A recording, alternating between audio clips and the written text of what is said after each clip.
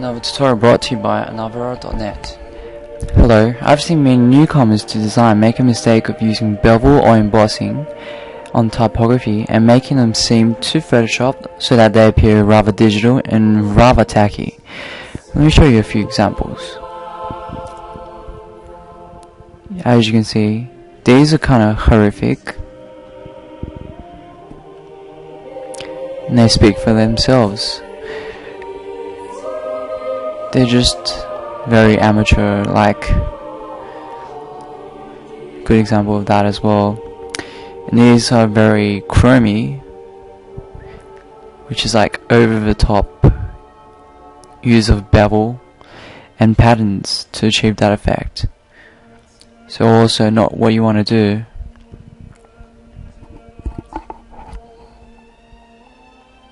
But this one's kind of nice. I mean, this one's done professionally. As you can see, if you go subtle, it's the key to making good layer styles, stuff like that. So subtlety is the key. Subtlety. I can't even pronounce that properly. Right, let me show you how to achieve some good designer's way to emboss. So I'm just gonna hide all my layers first.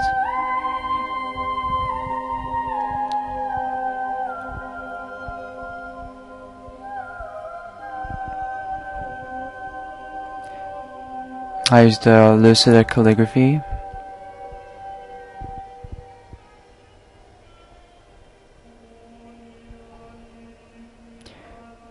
Bold, Metafox bold. It's an orangey color I started off with.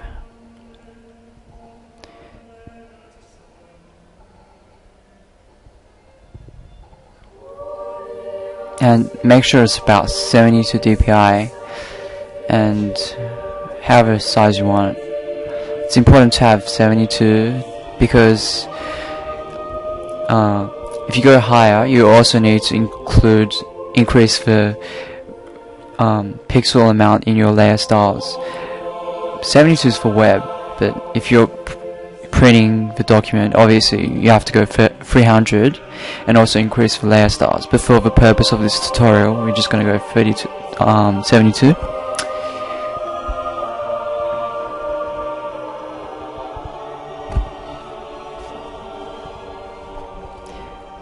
Put a drop shadow of these amounts so you can see it's subtle, it's not in your face. And I used a custom angle. Make sure to uncheck globe light because you want to customize your lighting. And it's a soft, it's just 7 pixels for size, it's soft. And then custom inner shadow, which is subtle as well. Custom angle, which you have to adjust according to which way your lighting is supposed to be. Gradient overlay to emphasize the lighting. Just subtle as well. It's like 40% opacity. Highlight and gradient. A stroke to emphasize the highlights. 62%.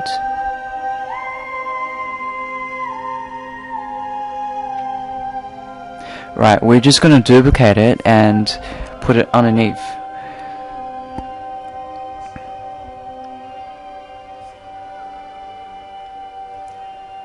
So this is a stroked version and it has 0% fill and free size, position center. It's the same gradient as before, as the highlights. With a custom angle as well, make sure you note that.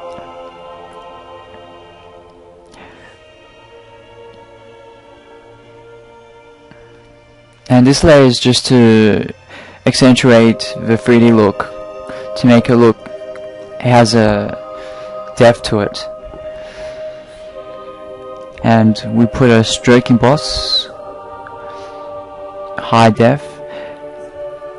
These settings are just to make sure that it has a nice highlight to it. It's like kind of like hair shine if you look at it. You can just play around with the settings to create a look that's unique to what you want to achieve. But this is what I want, a kind of a chromey kind of look, metallic. It's that. Contour, yes. And yeah, just uncheck global light and use a angle that's suited to the lighting that you're working with. It all depends on which way your lighting is supposed to be. And I added some custom lighting to it. This is just simplistic gradient lighting, and you can do this easily. Just create a new layer and select the gradient tool, obviously. Now once you have that selected, make sure it's a foreground to transparent gradient. It's on the fourth option, which is reflected gradient, 100% opacity and normal. Alright, we're just going to create a gradient like so. Just drag it, maybe a bit smaller, and I created two just to make it more interesting than if you had one.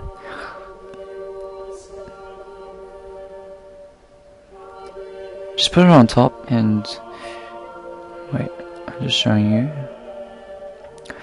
Yeah, put it on top and hold Alt and leave your mouse cursor between the two layers, the layer that you want to apply it on, and just click, and it'll clip that lighting layer onto your embossed typography. You can change it to overlay if you want it more subtle. I actually preferred it with normal, so I'm just gonna go back to normal. Of course you can adjust the opacity if you want as well. Now we're just going to duplicate it, and duplicate it for the highlights as well. So just drag it down to the highlights as well, and you can move it around once you've done that,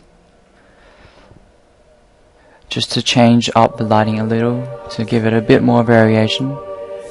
And basically we're done. So thanks for watching, and hope to see you all again. This is Brand signing out.